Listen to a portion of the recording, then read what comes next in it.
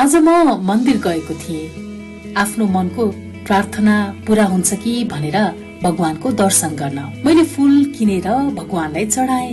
मैले फूल चढाएको केही बेरमै ती फूलहरू मानिसहरूले त्यहाँबाट उठाइरहेका थिए। मलाई अचम्म लाग्यो, यो फूल यसपछि के गरिदो रहेछ भनेर मैले जिज्ञासा राखेँ। अनि पो थाहा पाए त नेपालमा त कतिपय ठाउँमा यस्तो राम्रो काम भइरहेको रहेछ। मन्दिरमा चढाइएको फूलहरूलाई अझ स्वस्थ हिसाबले सफा गरेर त्यो फूलहरूबाट धूप बनाइदो रहेछ।